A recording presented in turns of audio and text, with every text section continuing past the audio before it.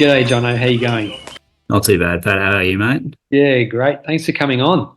No, happy to be here. Been a Yeah. long time listener, so Oh, yeah, awesome. looking Um, forward to doing it. Yeah, yeah, cool. So Clint Eastwood, I think Ryan and James are just finishing their 50. They're about to, or they've probably just started their 60th yard, which is only 3 hours more than you finished on last week. So, that's it. and it feels like they've been going for ages. So can you believe you actually did something like they're doing? Yeah, it's a bit hard to believe sometimes. Yeah, because I was getting worried yesterday when we were sort of following Clint Eastwood because obviously there looked like there'd be a few guys that would Yeah. get up into that Sat Champ sort of qualifying area, and we are sort of nervously watching it. And I'm like, well, there's still 24 hours until, Yeah. until they're hitting those sorts of numbers. But yeah, I Yeah. can't believe they're still going. Yeah, they're just nuts. Yeah, they're animals, aren't they? It looks like it's pretty warm there too. Yeah, pretty favourable conditions for those guys by the looks of things. Yeah, yeah. And were there any times that you were thinking, oh man, maybe I should have just done one or two more just to put myself a bit higher up on that list? It did enter my mind, but yeah, based on the discussions that we were having with Barry out there, I think 57 was basically where we were pulling the pin. So yeah, Yeah, fair the enough. numbers were good enough, and we knew there was a pretty low chance of. I think it needed to be 5 people, depending on how the numbers to go Yeah, above 57. So yeah, yeah, we yeah, thought we were pretty safe. yeah. Turned um, out to be all right. yeah. And Jono, how long have you been running for? Since just towards the end of 2017, Yeah. so a mate of mine decided to run I think it was the Canberra Marathon. Um, yeah, way back when. And he said, "Oh, I'm doing this as sort of a bucket list type of deal, and would you like to come along?" I think he invited a couple of mates along with him, and we said, "Yeah, no, it sounds all right." So as the usual story goes, Yeah, we got into it, got into the training, finished the marathon, and then, one marathon led to another, and eventually it was sort of all, we could run further than that, surely. yeah, So yeah, on to UTA and things like that, sort of 100Ks, 50Ks, and then yeah, finally onto the backyard ultra scene, which seems to have stuck pretty well by all things. yeah, yeah. Yeah, I was checking your Strava, and it looked like, I mean, you were pretty good running the marathon. And I think you've broken 3 hours. That's Yeah, that was last year at Sydney too. So that was a really hot year, that one. So particularly happy with that one. I think that might do me for fast marathons. I mean, we'll see. You never know how the stars align, but yeah, I think that had my fill, ran that sub 3, and sort of checked that box off, so to speak. Yeah, yeah, fair enough. yeah. Um, yeah, I noticed on Strava as well. It looks like in 2018 you ran around 2,500 Ks, but you dropped off a little bit the next 2 years and then started picking things up again. Yeah, I was I think like a lot of people when COVID hit, kind of went into a bit of a hibernation mode. I think people sort of either went one or two ways. They either started running like, really religiously, or just kind of hunkered down. Yeah. Yeah, I think I was more in the latter, but yeah, definitely got back into it as things started to open up a little bit. But yeah, definitely had a sort of a few long breaks, a few injuries in there, nothing major, but yeah, just sort of it's kind of how it went, and things have been on a pretty good run since then. So that's yeah, the last couple of years especially. Mm. So you're in New South Wales. Whereabouts in New South Wales are you? So I'm in Albion Park, so down sort of just slightly south from Wollongong area. Right, yeah. Yeah. And I understand, like in New South Wales, I mean, they've got quite a few backyard ultras now, but only up until only last year, really, there wasn't really all that much to choose from. So No. were you dying to do one? Yeah, I'd always wanted to try the format. Like when I was first getting into ultras, I got into was it obviously the Barkley marathons, as everybody does. Yeah. Looking, you just go, oh, that looks absolutely insane. And then I remember, I think it was on the Ginger Runner podcast ages ago. Them talking to, I think it was William Kometz. I don't actually know how you say his name, but he was talking about his experience at Biggs. I think he won it that year. Was it like 48? And I was just thinking, wow, 48 48 laps, which at the time I can't remember what that'd be 320 miles, and I'm just thinking that's just the most incredible distance. I can't believe people run Yeah. and so yeah, ever since then I've always liked the idea of it. But yeah, it took a couple of years before there was really any event that I could sort of have a go at, because obviously over WA and down South Australia and even Queensland there were more things kicking off. But yeah, it took a while before there was anything really locally. Do you think there was one up towards Newcastle that was running for a while, but it was quite hilly as I understand, and yeah, never really got the chance to give it a go. Yeah, that was the Backyard Blister, I think. Yeah, I think that's the one. Yeah, Yeah. Um, yeah, I know maybe COVID had something to do with the slow uptake of backyard ultras in New South Wales as well. I don't know, but they're definitely kicking off there now. That's for sure. oh yeah, we're catching up. That's for sure. Yeah. It's good to see. Yeah. So your first one was pretty much 12 months ago at Reds. Yep, that's right. And Yeah. and I understand you did 28 yards in that one. Yeah, that's right. And what happened? Like, what happened at that race? It was it was weird because obviously being new to the format, it's really difficult to know how to approach these things. And obviously, for starters, I have to admit, I listened to your podcast fairly extensively leading up to it. So binged through that, tried to get sort of glean as much as I can. But as most people would probably tell you, there's no experience. Nothing that can prepare you for the real thing. And so I went out with just sort of, I'll take it easy, see how it goes, but still ended up running, I think it was 40-minute loops roughly, basically for about 25 hours straight. Yeah. And then suddenly it got, as they say, it got really hard. And then the next loop was like 5 minutes slower, and then 5 minutes slower again before I knew it was, coming in at 56.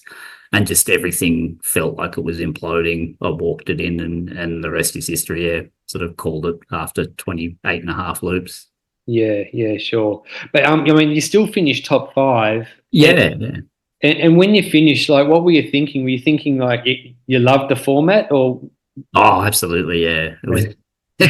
It was a problem to be solved. It was just like I can see there was almost this visceral realization that I knew exactly what I'd done wrong going into it. And tried not to be too hard on myself, but even the day after, I felt pretty good. Like I was talking about the Sydney Marathon. I think that was only 6 or 7 weeks after that race. So I knew pretty quickly that the body had not necessarily been pushed as far as I thought it had at the time. Yeah. So yeah, I was keen to give it another crack. So yeah, it was game on from there. Yeah. And when you finished, did you time out on 29, or did you just stop in the chair? No, I went out to, I think I knew I was done on that loop, but I still wanted to go out. I didn't want to just go, no, I'm done, finished. So I started to run, but it was just so painful, and I just went, no. Okay, so I just walked it for a bit and then tried to run again, and that wasn't working. So walked it a bit more, and eventually I ended up, the way the Reds loops are, there's sort of a turnaround that's just after halfway that's really close to the starting corral, but you've still got to sort of come back all the way back around to that. So I think it was like 40 minutes when I reached that point. So I knew that it was, pretty much impossible to get back from there. And that's it. Just walked it back to the chair and to a few sort of polite claps. Yeah. As is the case. Yeah. And so you just put that one down mainly to just running your loops too fast. Is that pretty right? much? Yeah. Yeah. Obviously might have been a few other things that I could have done differently. I always saw it as more of a mental defeat than necessarily a physical defeat. But yeah, I definitely identified that consistently doing those 40-minute loops was certainly not what my body was capable of doing. Yeah. I don't think there are that many that can. Some do, but yeah. Yeah. Well, 40 minutes loop, a 40-minute loop is pretty fast, even if you're going to do one, really. Yeah. And I think Biggs last year, was last year now, wasn't it? Yeah. Biggs last year sort of showed that, following all of those guys and seeing just the range of different loop times, and the fact that you had guys coming in, with 3 minutes to spare and still going on for another 20 loops. I'm just like, all right, well, you don't have to come in with 20 minutes to spare. There's not that much to do. Yeah. Yeah. No, that's something I took away from watching Biggs as well. It was just amazing to watch, wasn't it? Oh, yeah, it was incredible. Yeah. Yeah. Um, so Reds last year, is that where you met Barry Keane for the first time, or had you known each other already? It was the first time I met Barry. He's a bit of a sort of a local running legend. Like he's kind of guy that he's just done so much, from marathons to ultras and things like that. So I knew of him, but I hadn't actually ever met him in person before. So yeah, it was the first time we sort of ran together. Yeah. So yeah, which Yeah. was good. Yeah. Very good. And then Sydney's, you came out the next year. I believe it was in April. It was April this year, and you were the last one standing, and you ran a massive PB with 42. So what changes did you make to improve so much? As I said, I think the biggest one was slowing down. Just by about 10 minutes per loop was a big factor. Like we had sort of a 50-minute mantra was the idea. Ended up coming in just a little bit short of that, but we're talking about 48, 49 minutes, so I wasn't going to beat myself up over that. And then there were occasionally faster loops in there, but yeah, by and large, the vast majority of those 40 loops were in that 48 to 50-minute range.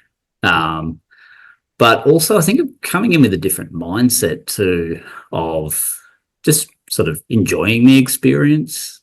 Yeah. And that's something that really hit home once I got through to the second day, which just sort of the sun lifted and just stopped really taking myself very seriously and just started enjoying it for the absurdity that it is. We're just running around in a showground for endless loops. The whole thing is completely absurd, so just enjoy it. Yeah. Leading into the race, did you know you were capable of being the last one standing and getting into the 40s? I knew I'd put in a fair bit more training. I did train pretty consistently before Reds, but I knew that I'd done some decent training, and I'd always hoped that I'd be there sort of at the end. That was always the intent. I wasn't sure how far it would go. I had in my mind that it might go into high 30s, and I felt like 28 to mid 30s isn't really that much of a jump up. So yeah, I just wanted to be in contention sort of towards the end and be that either assist or last man standing. So I was definitely aiming for it. It wasn't, something I was, hardcore going in, I'm going to win type. But yeah, it was certainly something that was on my mind. Yeah. And what did it feel like going for 42 yards for the first time? And were you a bit surprised or not? I think what was surprising was the second day was almost in many ways felt a lot easier than later in the first day. Right. And that similar thing happened at Reds as well. This time around was the dawn sort of breaks. And I don't know whether it's just the way I am, but that first night was really hard at Sydney's. And coming into the day, suddenly I started to feel just, kind of happy and a bit elated. Maybe it's going slightly insane, as is the case. But, I just decided to take it for what it was, feeling okay now. This may not last, and just ride it for as long as it does last. And yeah, it just so happened that it lasted throughout the day. And then it did definitely start to get hard again as the night fell on that second night. But yeah, by that stage, things were getting pretty much down to the business end of things. I think Barry left just as dusk was falling or just afterwards. And then it was just me and Ewan towards the end. So yeah, sort of as things serious up, you kind of you put your game face on and went for it. Yeah, yeah. And as far as, you've qualified for the Australian team running in Perth in October. Did that result in Sydney, is that the result that where you started thinking about it, or did you have it as a goal even before then? I don't think I had it as a goal before then. Definitely after Sydney though. it made me realise that I was much more capable than I thought I was, because 42 was a little bit of a surprise. As I said, I was hoping and expecting for mid to high 30s. I wasn't expecting that Sydney would go that long, but yeah, to come out with that 42, it's just like, well, if you can get to 48, then 50 is not much further, and then it's creeping into that. At the time, I think this was before. I can't remember when Hurdy's was. I think there were a couple of sort of lower 50s in there at the time, so it seemed a lot more doable after Sydney. And then obviously Johan and I can't remember whose name it was off the top of my head. Yeah. Michael Bellman. Yeah. So they did Hurdy's, and then they did one after then that they set like 56 and 55, and then 50 and 58.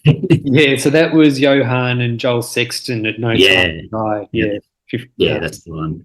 Yeah, 58 and 59.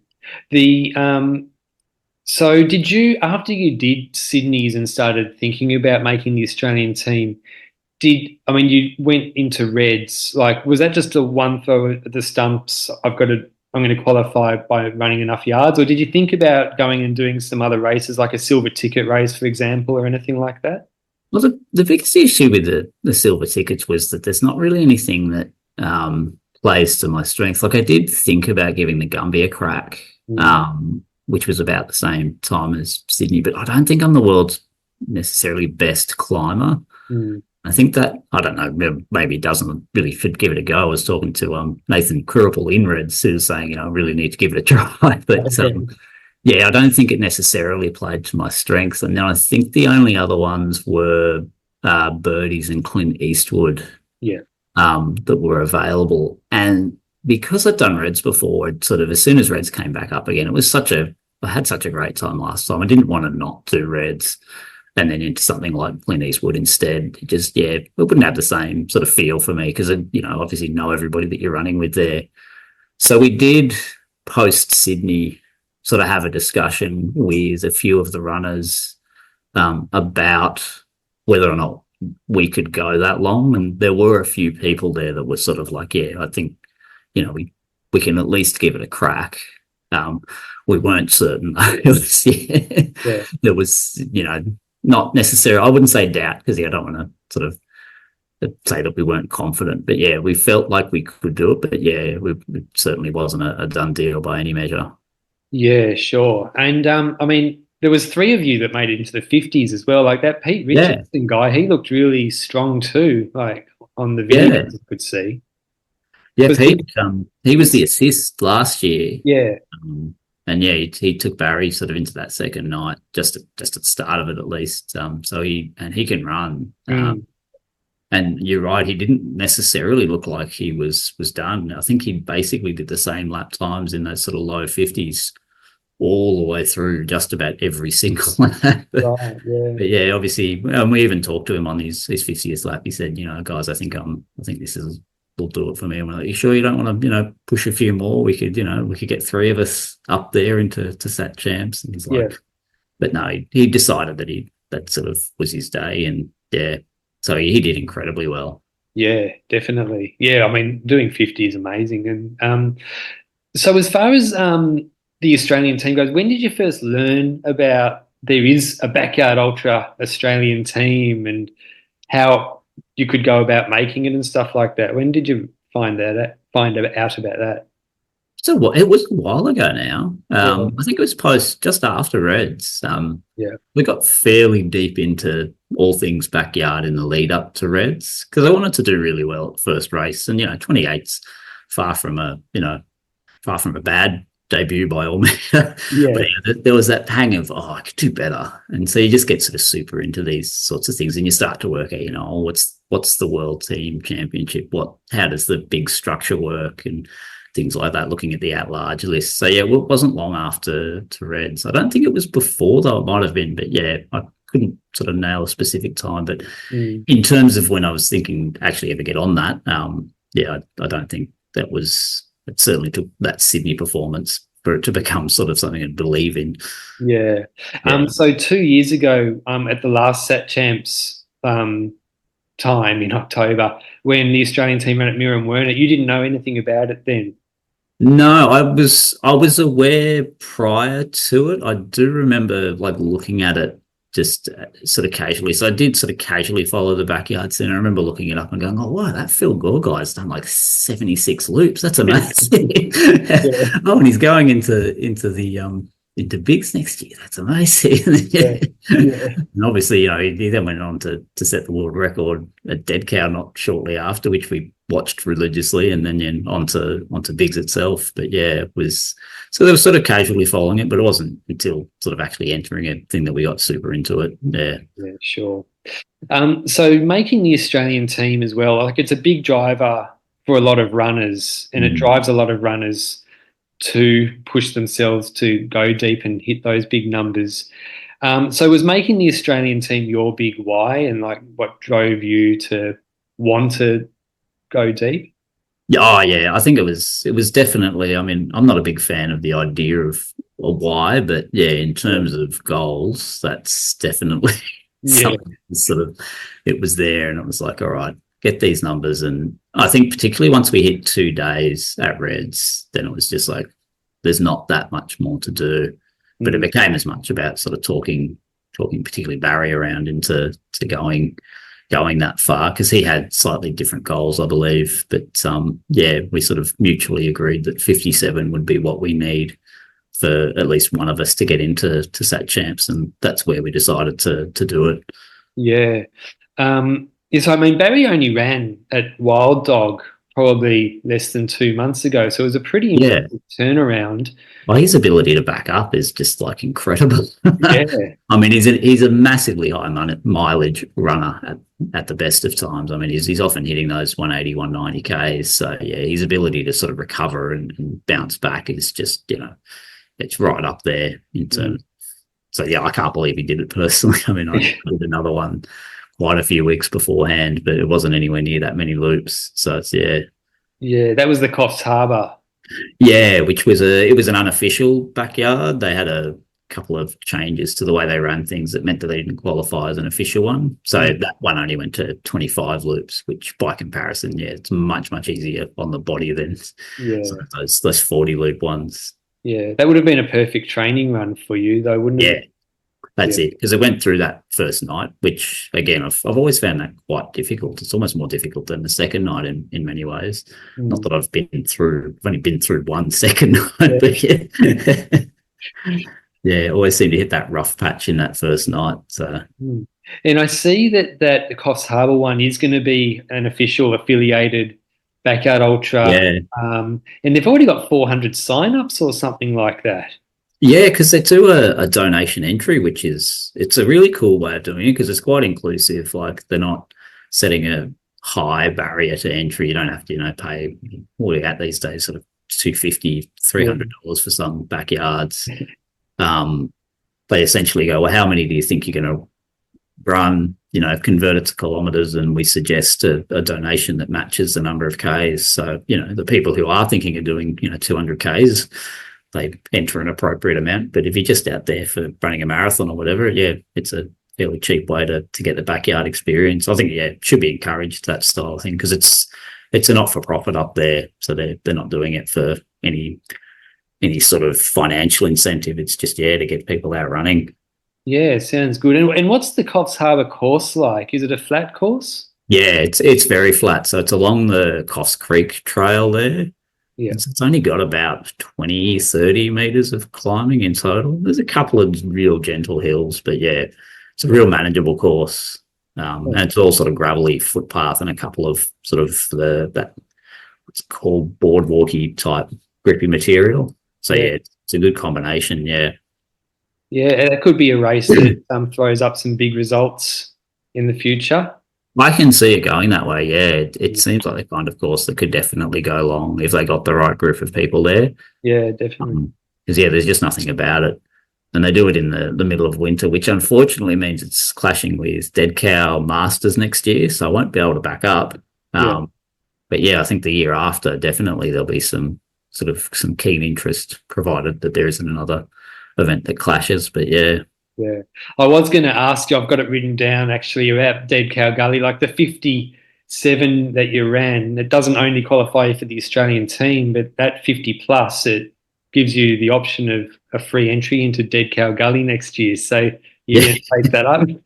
Well, I already took up the 40, the Oh, half did price. you? Right. So now I've got to make some inquiries about how I transfer to the free entry. I think Right. I Yeah. think I've got to pay the fee and then just get the money back. But yeah, I was fairly keen to start with. I mean, that start list is you can't get that outside of bigs, so Yeah. it's you'd be silly not to be there. I think Yeah.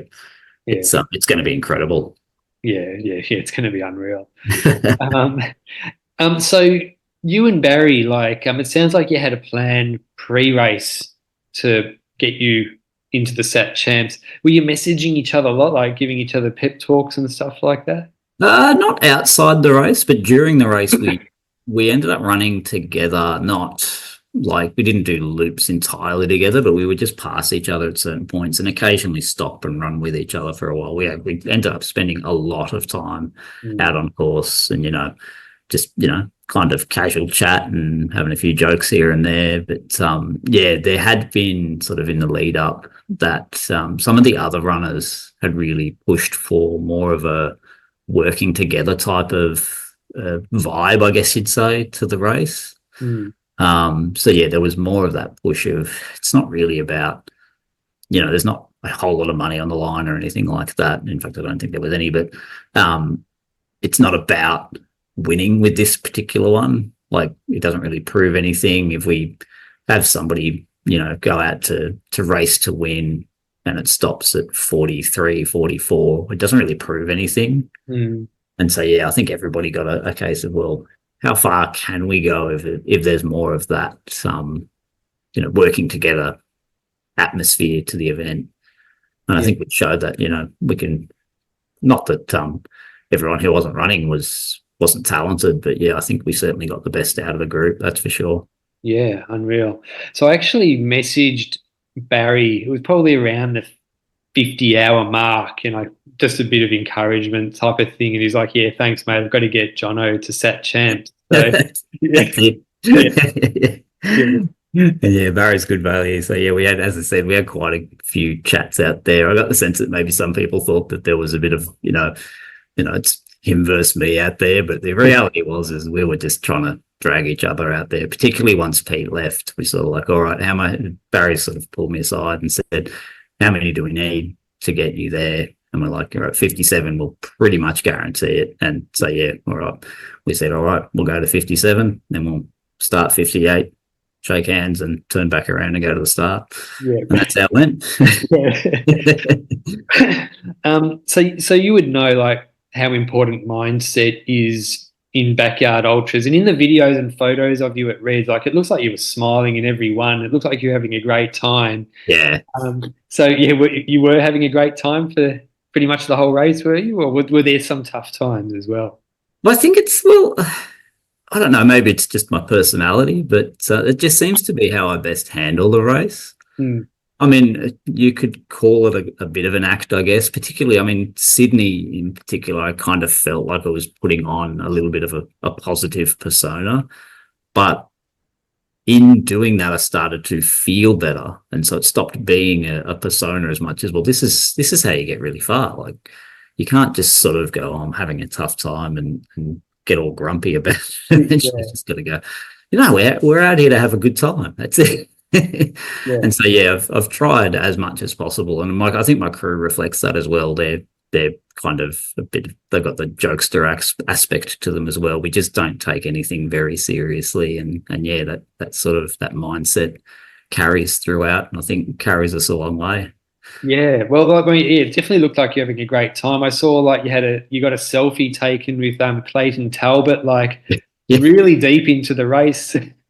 So it looks like you're having a great time. Oh yeah, no, and that's it. And I don't want to get to the point where it becomes. I mean, towards the end of Sydney, as I was saying, it got quite serious, and I almost didn't like that it got like that. It's the assist you, and as I understand, he was a very accomplished runner. He was like former president of Ortra and everything like that. And I actually kind of regret that I didn't get the chance to just run around, have a few chats with him instead, much like what I did with Barry this time around. It doesn't need to be that mano a mano, I'm going to, I'm going to win and do whatever it takes type of attitude with these events. And I think that's, once you get up to that 50 plus yards, it's not really about that anymore. It's about seeing how far you can go, and that requires a different mindset, I think.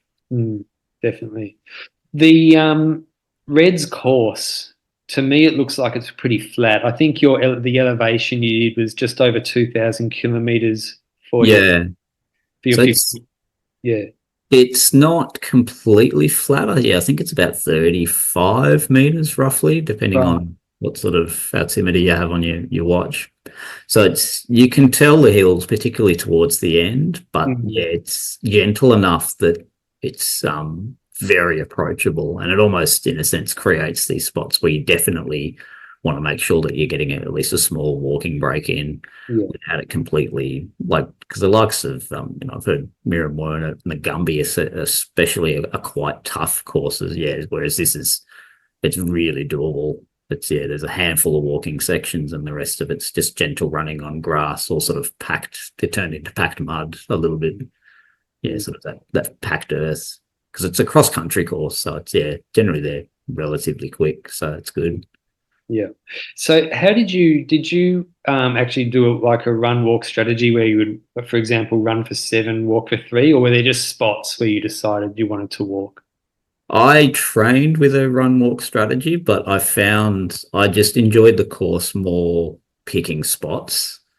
And so whilst I had the idea that I would spend a certain amount of time running and then a certain amount of time walking, I didn't stick rigidly to it. I found that you can do a little bit more running towards the front end and then relax a little bit towards the end. And it just so happened that the end had slightly more uphill than the start. It was sort of a net downhill at the start and slightly uphill at the end, only very slightly though. And that sort of favoured walking a bit more towards the end of the loop as opposed to the start, where you're a bit fresher and you can get a bit more running in and take advantage of it. And when you were training, what was the run walk strategy that you were using? I stuck fairly strictly to 3-2, not for any particular reason. It just that kind of it's a reasonable sort of breakup, and that was more just to get used to the transition between running and walking, and also to make sure that I'm getting a bit more purposeful walking. I know a couple of people are a little bit more not lazy, but they're a little bit more casual with how they walk when they do walk, whereas for me it's more just to break up the type of movement as opposed to it being a rest per se. So cool. And did you run the same pace throughout the whole race, or or did you strategically run some faster loops and some slower loops in there as well? No, I did a couple of faster loops, not as many as I was looking at my activity before, actually. I think there were 3 or 4 sort of low 40s. One was for a shower and a couple were for night loops that I wanted to get a little bit of extra sleep in on the first and second nights. Nothing too crazy. I think it was about 43 minutes. I think the fastest loop was 41, which might have been the shower loop on the second morning. So a little bit of, because I know Phil Gore obviously does a very sort of almost hyperactive, where he'll happily run mid-50s and then suddenly crack out a 39 to get 20 minutes sleep. I don't know if I've quite got the leg speed for that. I don't think Reds is necessarily the course that sort of thing would work well for. But so tried to emulate it a little bit, but not go overboard with it. And you mentioned the shower. It sounds like a pretty good course as far as facilities go as well. So like was the shower just right next to your marquee, or was it a hot shower? Pretty much. Though apparently the hot water was touch and go, but it's right next to the Kembla Joggers. What do you call it? They have a clubhouse there for cross country events. So there's a full sort of indoor toilet, kitchen, showers, and everything there. So it's got every facility that you would need, which is fantastic because you can sort of go, all right, I'm going to work in this loop deliberately have a shower, get changed, and yeah, on the second morning especially, it just feels incredible to get to that point where you've had that and suddenly it's a new day and you're feeling fresh and off you go like you're starting all over again, really. Yeah, yeah. Yeah. It looked like the nights got pretty cold. The first night in particular, and saying to a lot of the guys there, because there are a few guys who had done further that pulled out. Clayton, as you were talking about before, I think he did 18, and he'd done like 20, 25 loops in the past. And so, yeah, there were more than a few people that really struggled with the night. I don't think it was overly cold. It did get down to sort of feels like 0, I think, at one point. Yeah. But we're not talking like I've heard it gets down to a dead cow and those sorts of places where it's into the negatives. But yeah, cold enough that you could definitely feel it. And there's just that getting started each loop is so bad. It's just trying to get your body moving and you sort of feel like you're hyperventilating almost just to warm yourself up. Yeah. Yeah. It was tough, that first night in particular. The second night wasn't as bad. I think it only got down to sort of 8, 9 by the maybe a bit cooler towards just before the third dawn. But yeah, nowhere near as bad. Yeah. So what about physically? Like, was there a stage of the race where pushing through physical pain just became part and parcel of the race for you? Not in particular, and I suppose that was the biggest surprise, and it was part of the reason that Barry and I think, started having that discussion about, hitting that 57, is that we both felt we could see that Pete was probably sort of thinking of calling it stumps at 50, because I think he'd mentioned that previously, and we knew beyond that it could go a very long way. But then the question was, well, how far do we actually want to go? Because I don't think we were quite at the numbers that would be needed to get straight into bigs. Yeah. And then it's, we obviously, with Satellite Champs not too many weeks away, and he's got other goals that he's chasing, he didn't want to completely ruin himself. Yeah. But we were both sort of, particularly on that third day, we're just like, I can't believe how fresh we feel. The feet were feeling it, definitely. And that's probably my main sort of thing to focus on ahead of Satellite Champs, is making sure I'm managing my feet better. Yeah. But yeah, the body generally, it felt fatigued as you would expect, but nothing that felt like it was getting slower. We were still pulling in sort of 47-minute loops, 48-minute loops, even on that last day, without really any hassle at all. Didn't feel like we were having to rush more than we normally, or push more, at least for myself. Yeah. It didn't feel like any problem at all. Yeah. Did it reach, were there any stages where you had to sort of like really dig deep and like kind of just tell yourself things in your head, remind yourself why you're doing it and things like that to get yourself going? Yeah, funnily enough, on that first night, that sort of 18, 19 lap mark where there's no real milestone coming up, and people are starting to drop, and just generally the mood of the group starts to drop a little bit, because it's that point where it's most definitely hard. Like you're well into that sort of, what are we, 120, 130 sort of kilometre mark. So everybody's hurting and you're feeling it, and you're just thinking, well, I'm trying to hit these numbers that are up in the 50s, and I feel like this. And psychologically, it can be quite difficult. I mean, I said to Caroline, I didn't want to verbalise it during that first night, that, I did think about it. I'm just like, I don't think it's going to happen. Yeah. The thought entered my mind, was, if you just collapse at the start line, no one's going to ask any questions, though. It was only a very brief thought, I'll add, but yeah. Sort of, you just like things like that start to go, no, you can't think like that. You got to, sort of refocus and get back to it. And the second night was definitely difficult, but I think there was more of that. By that stage, Barry and I were pretty much running, next to each other, or seeing each other every loop multiple times. So we were able to give ourselves the G up, and there was more of that. We just have to get through this and we'll be fine. So it was psychologically easier, probably physically a little bit more tough, but yeah. So yeah, funnily enough, it's the first night seems to be the killer. Yeah. It's definitely, I find, around the same period you mentioned, around the 18, 19, Mm. hour mark, because I mean you're still thinking I've got 5 more hours to just 24, and that feels like a long time when you've been going for 18 hours. Oh, absolutely. I can't. And I've done a few of these now. I think what's that, fourth? Mm, And yeah, every time that point is just really tough. yeah, And I don't think it's going to get necessarily much easier. yeah, The further you run, it's still tough. And yeah, I mean, even the first marathon, you're starting to feel it in the body, and doubts start to creep in about what sort of physical fitness you're in this time. And yeah, it doesn't take much to plant that seed of doubt. mm, But yeah, I think of the advantage of experience now is that I know that that's how it feels, yeah, and you can sort of just say, "Yep, this is what it is." You don't have to feel $1 million. You just have to keep going. yeah, yeah. How did your nutrition go? Have you changed anything as far as nutrition goes since your first one? At Reds, we didn't really know what we were doing. We had an idea, but I had a few more like gels and things like that Oh, for Reds that I was taking. Um, I'm actually trying to think exactly how we sort of did things. And I think I maybe tried to overdo the fueling a bit at Reds. was this So the first Reds you did? the first Reds, yeah, sorry. I should clarify.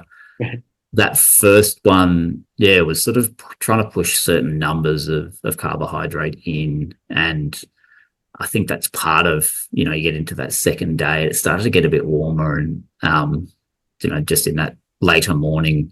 And that's when you start to get the stomach problems, when you've just had too much on your stomach. And by that stage, other things were going wrong. And so it was sort of threw a spanner in the works. And that was that.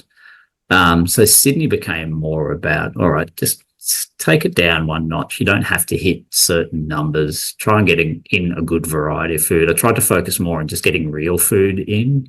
So it became things like sandwiches, fruit, still eating like lollies and chips and things like that. Obviously, eat what appeals, but just trying to get a far more broader array of food. And also started bringing in a lot more protein as well. Mm, So I think that's something that helps, because under normal circumstances, you'd be eating, protein at least a couple of meals a day, whereas I don't see any reason why you would change that just because you're running a backyard. If anything, you probably need more of it. So, yeah.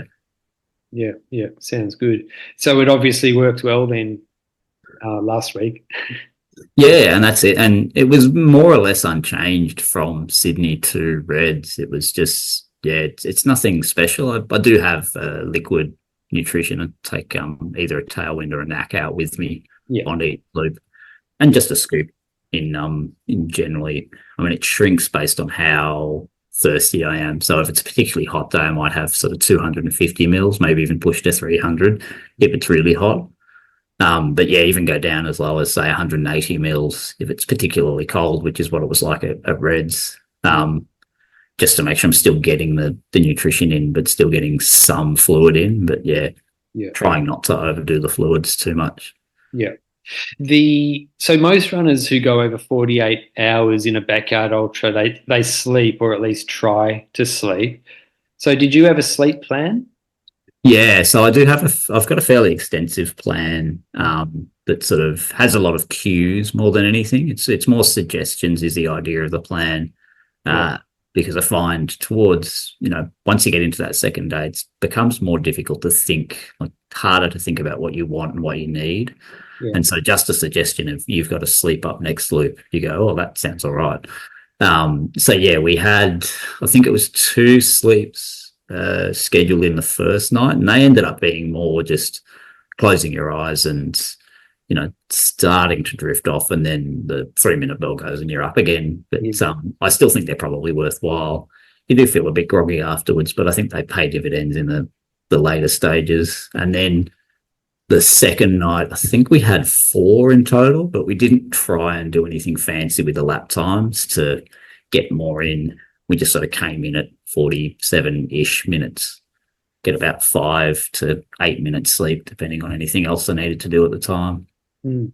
So you didn't have a problem going to sleep. You were successful, and No, not on the second night. I'm finding the same as with Sydney. we just basically, you close your eyes, and I find I start to think almost dreamlike thoughts almost straight away. So it doesn't seem to be an issue that I have. I can just switch straight off. I can't do it really on the first night, but yeah, second night, absolutely. I just, bang, and I'm out. It's quite remarkable even to me. Yeah. I'm a bit shocked, to be honest. Did you, what about caffeine? Is that part of your plan as well? Yeah. So we try and phase it in and out. This time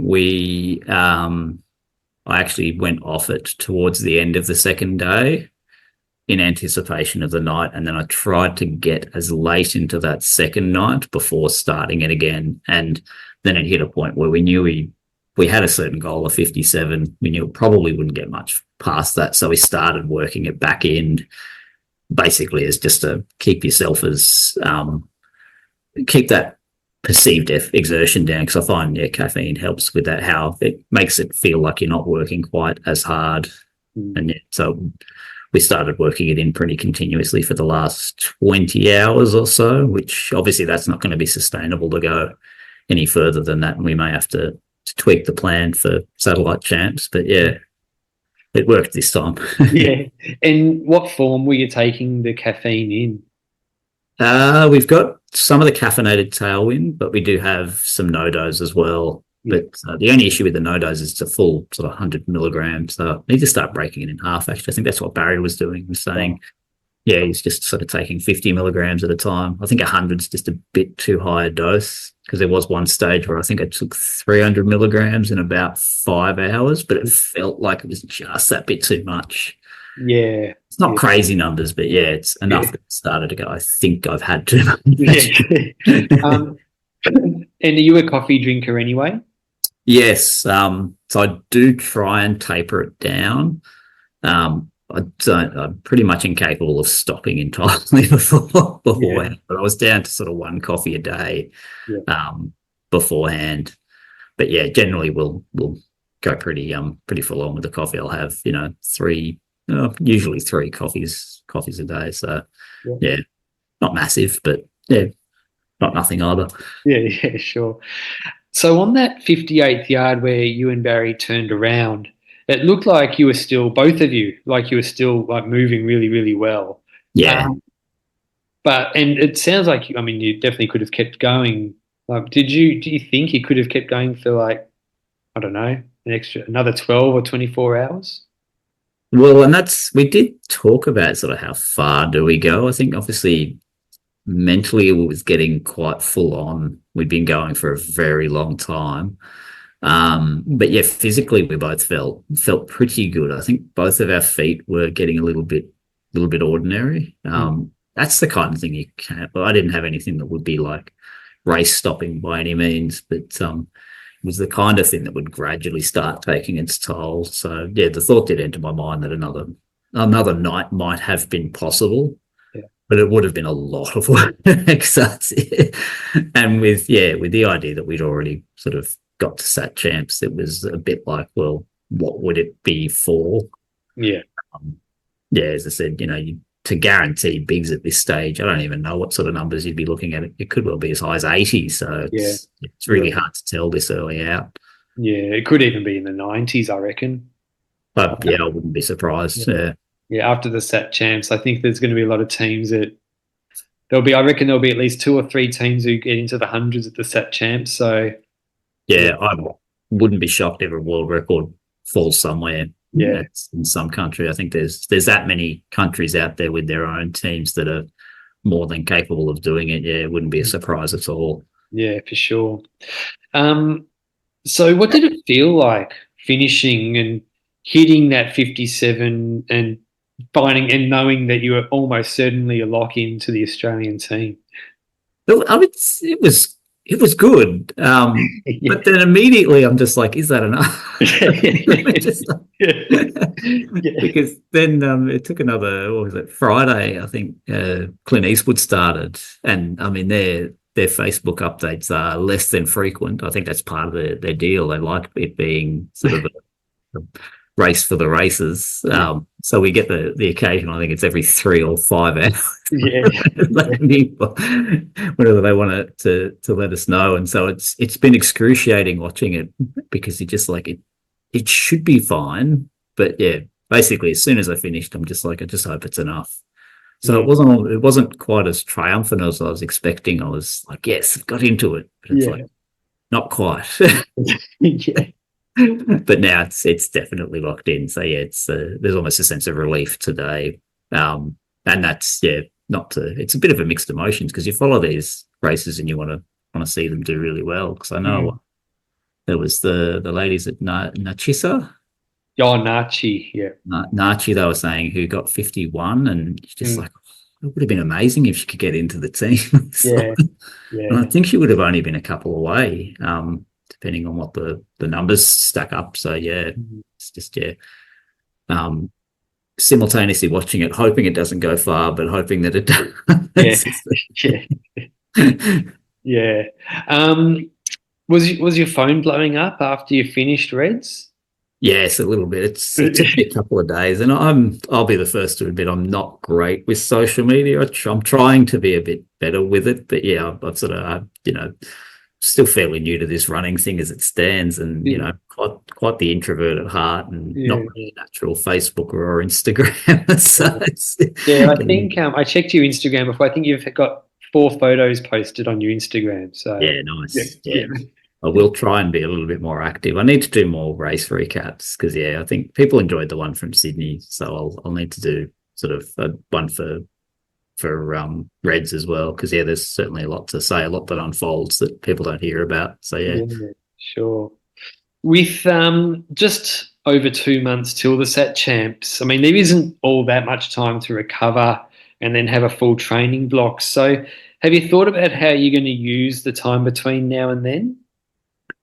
I haven't given it a huge amount of thought, but it was similar to post Coffs. Coffs was sort of a bit of a training run, but I'd actually pulled up a little bit injured from Sydney as it was. So Right. the build up to Coffs, which was supposed to be a training run, wasn't ideal. Came in very underdone there. And so I had to recover fairly quickly. I actually think I've probably got about as much time between then and Reds as I do between now and Sat Champs, with the advantage that I seem to have pulled up much better this time. Yeah. Didn't do anything silly on the final loop or anything like that. So it's I think it's enough time to get the body back ready to doing those sorts of things. I am looking forward to a rest afterwards. Yeah, yeah, It's been quite the run since Sydney. It's basically just been, and through winter as well, which is not necessarily my favourite time to be running. I don't mind it too much, but yeah, I'd actually rather be running sort of through Sydney, through summer. yeah, sure. You mentioned that you did have some, like your feet were hurting. Like, did you pull off your shoes and have blisters or anything like that? Yeah, I had a couple of toe blisters, nothing too bad, and then one on my heel that was starting to get a little bit worse. We actually got some attention on that, I think about lap 50 or so. So that was the only thing that was sort of threatening to get worse, that heel one, and I was finding that I was favouring sort of landing on my heel a little bit, maybe developing a touch of a limp. Right. Which yeah, that I don't think that would be ideal to try and, as I said, it's survivable. It wasn't going to necessarily stop me, but how long do you run like that before something else starts to go wrong in Mm. your hip or knee or calf or something like that? So yeah, it's something we want to make sure that we're taking more care of next time. It's just being more proactive with sort of taping and wrapping feet. Yeah. But yeah, it's the feet did better than they have in the past because Sydney was a bit of a nightmare, if I'm honest. Yeah, had blisters all over the place. Oh, Yeah, really? Yeah. yeah. Yeah. And so have you like come up with a plan, or what did you do to make sure that that stopped happening? I bought different shoes. So I rotate through a lot of shoes. I've got sort of ultras and Hokers and Sauconys and things like that. And there's certain ones that I find work better than others. But yeah, I've sized up as well. Sydney, the main issue was that I had normal sized shoes for, when I was running normally, but you get into that 30-hour mark and your feet have sort of expanded to the point where it starts rubbing in places where it normally wouldn't. And so, yeah, I've gotten larger shoes as a result, and sort of got the ultras that have that foot shape that help with the sort of widening foot as you get deep into it as well. Yeah. Yeah. Cool. The So some people might be wondering, and I'm wondering this as well. Like Sydney's Backyard Ultra is happening again in early October, and you're not only the defending champ, but they only just recently really they announced there's a $10,000 prize for the last one standing. So it's in your home state as well, but it clashes with the SAT champs. So Yep. when they announced this $10,000 prize, did it throw you a bit of a curveball in your plans? Like, did you have to reevaluate which way you were going to go? No, I mean, I entered when I have to admit, when they announced the 10,000, I'm like, all right, it's, that's worth going for. So as almost an insurance policy against satellite champs happening, I'm like, yeah, we'll go for it. Because, it'd be a good consolation prize for not making it into the national team. But yeah, not a second hesitation. As soon as we knew that Sat champs were on, I'm just like, yeah, no, that event's I'm not gonna be making it to that event. So yeah, that's not a question in my mind. Yeah, yeah, cool. Have you ever represented Australia in anything else before? No. And that might have something to do with it. I think,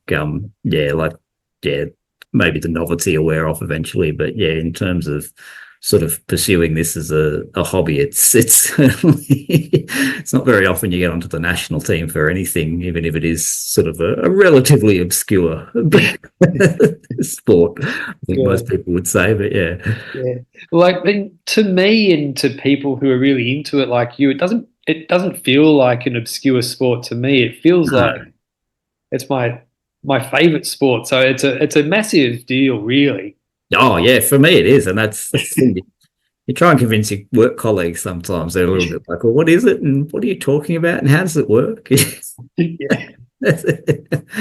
People are interested and they think you're nuts, but yeah, it is, yeah, it's pretty special to get into the Australian team. I'm really looking forward to running with some of the guys that I've only really seen in sort of YouTube videos and Instagram reels. So it's going to be amazing. Yeah. And have you got a big crew going with you? That's to be confirmed. I actually don't know what the crewing requirements are for the SAT champs. I don't know whether it's restrictive as Biggs is supposed to be. No. I know. I'm sure you can take many people to crew as you like. Yeah. Yeah, I was hoping to get. I've only just sort of gotten invited to the chats and things like that. So I was hoping to get just a lowdown of things. I'm sure Sean will set something up now once the boys stop up in Queensland with the confirmed list. He'll give us a rundown of where we need to be, and what's provided and things like that. But yeah, so I've got a couple of people that have sort of talked about it. One's definitely in. And I'll be bringing my wife across, of course. So yeah, but yeah, won't quite have the same size crew as I've had at Reds and Sydney's in the past. Yeah. Just due to the obviously getting over there is a big ask, and we can't exactly afford to pay for everybody's flights to get over there either. Sure. Because in WA they've got such a great backyard ultra community over. I'm sure if any runners need an extra hand, there'll be people willing to get their hands dirty. That's for sure. Oh, I'm sure. Yeah, we won't be wanting for anything when we're over there. Even if we don't manage to get as many guys as we'd like over there, I'm sure there'll be sort of many hands that are more than willing to participate. Yeah, because from what I understand, they're a real tight knit group over there, and they want to go really far. So they want to make sure that we all do. Yeah. Have you met anyone else in the team yet?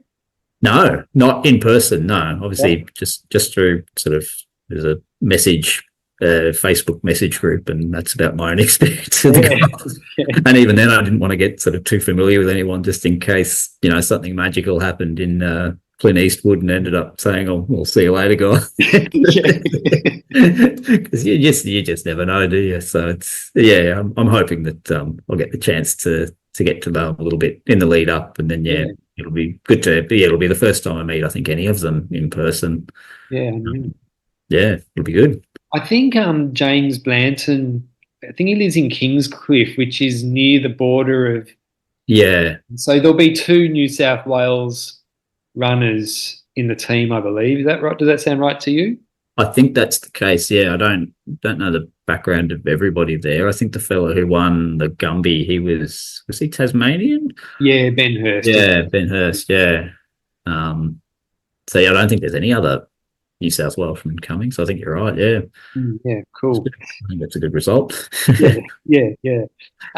So you did mention your feet earlier, but are there any other areas of backyard ultras that you feel you've got room for improvement or you'll be focusing on leading into the Sat Champs?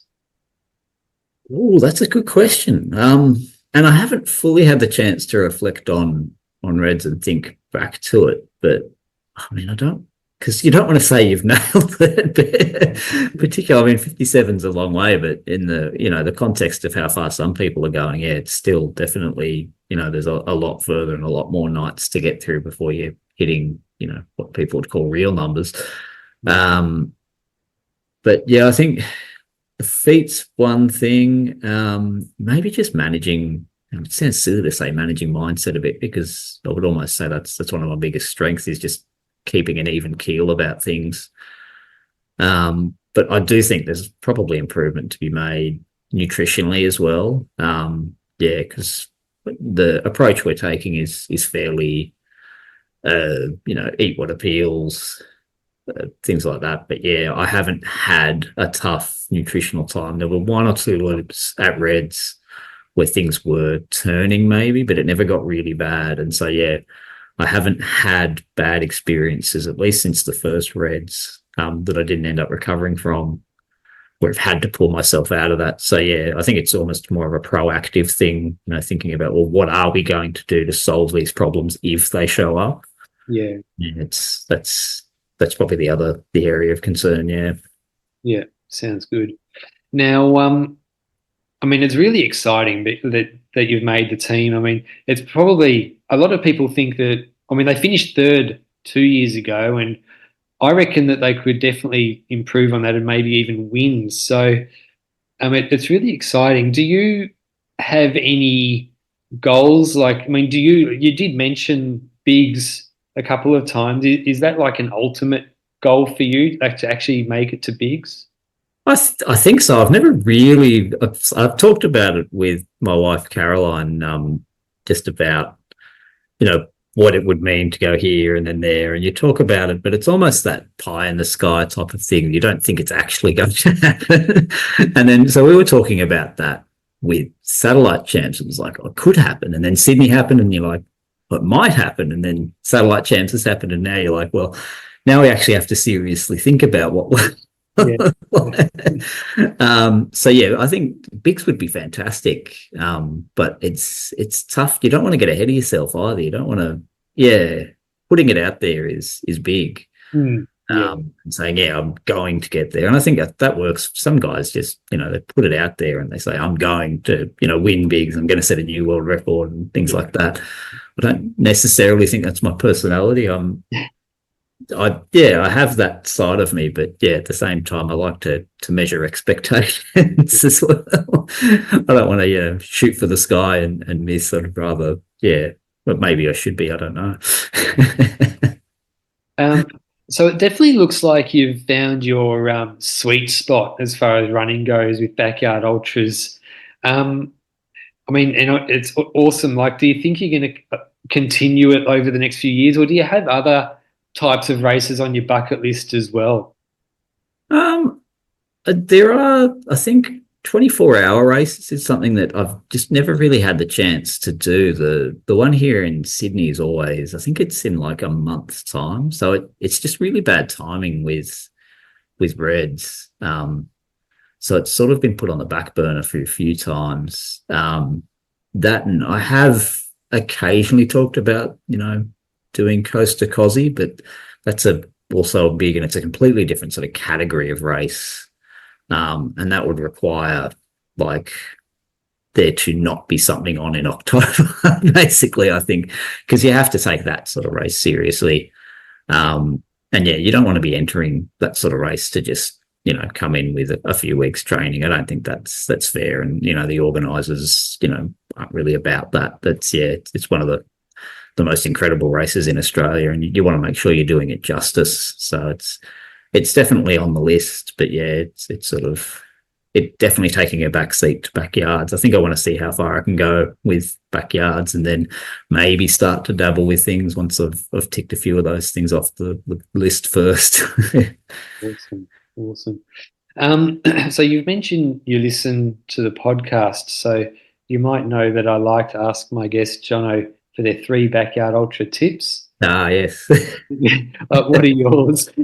I was thinking about what I was going to say about this. So the first one for me is obvious. It's you've got to take protein. I talked about it earlier, and I think other guests have mentioned this, but it's a fairly simple thing. If you should be taking protein at fairly regular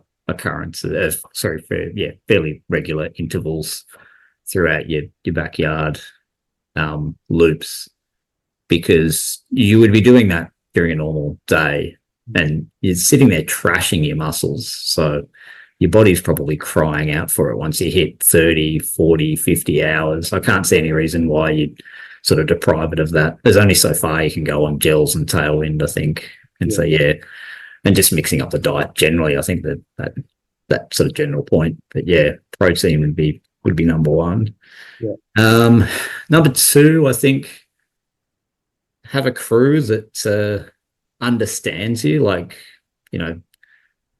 that doesn't necessarily, they need to match you in a certain way. In many ways, they've got to complement, they've got to, tend to what you need. And so my crew is probably similar to me. They don't take things very seriously. We like to have a joke, and we keep things very lighthearted and not particularly serious. And you want to create the kind of crew that, is just sitting around having a chat with all the other competitors and contestants and things like that, and just, enjoying themselves, because that enjoyment of the event in and of itself, I think, is infectious and rubs off, and it's really conducive to going a long way. As for the third, I did have 3, and now I can't remember what they are. Slow down, I think, that's just kind of the lesson I learned the hard way. You don't need to go, it feels comfortable going out 41, 42 minutes. But there's no reason you can't do 50, or even, depending on what you have physically, doing mid-50s, if that works for you.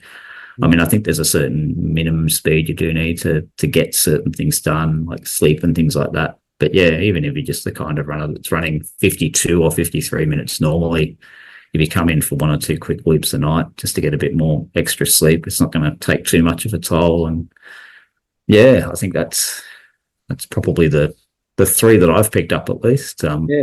Awesome. And with the protein side of things, when you realized or decided that you wanted to take more protein in your races, did you do that?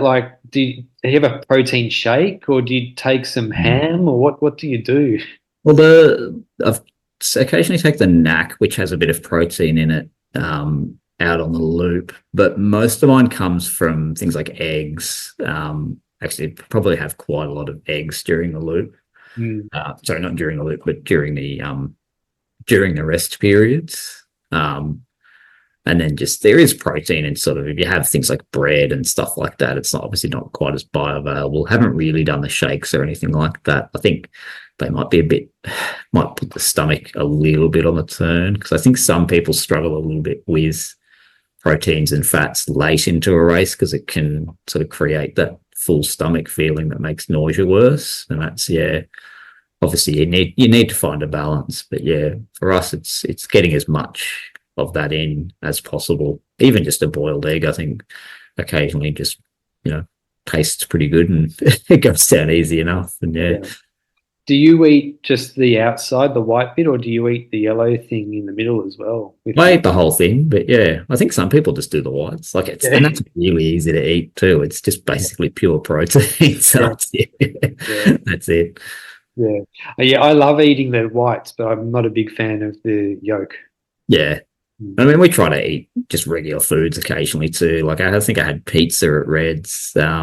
What do we have? Pizza. I think I had a bacon and egg McMuffin at one point, and just trying to convince yourself that you're living a normal life to a certain extent with the food as well. Yeah. Well, that's good because I mean, a lot of people do find it hard to get food down, especially deep in a backyard ultra. Like they do lose their appetite. Like it's hard to Yeah. swallow things, like with dry mouth and stuff like that. Yeah, no, absolutely. And that's I think a lot of the food that we sort of have on hand, it's there's different sort of textures and flavor profiles because sometimes you just don't feel like chips or biscuits or, you know, things like that. I find fruit is often good when you're not feeling like anything. There's something about fruit that it's easy to eat. It has generally a pretty mild texture to it in those situations. But yeah, definitely just having the options available, I think, is a really good idea generally too. Mm. Yeah, Yeah. unreal. Well, Jono, thanks heaps for coming on, and congratulations on such a incredible run at Reds last weekend as well. That was unreal to follow, and I'm really happy for you that you've made the team. No, thanks, Pato. It's been absolutely fantastic having a chat to Yeah, you. unreal. Well, look, we'll definitely keep in touch, and I'll be in Perth for the Sat Champs. I'll be doing the live stream on YouTube, so I'll be able to speak to you in person and watch you smash that PB as well. That's it. That's it. It'll be good to see you in person. Yeah, awesome. Well, all the best, and I'll see you in a couple of months in Perth. Yeah, no dramas. Thanks, mate. See you, Jono. See you, Pato. If you've enjoyed this podcast, it would be awesome if you could share, comment, like, subscribe, all of that. If you've got any feedback, shoot me a message. Hope you have a great day. See ya.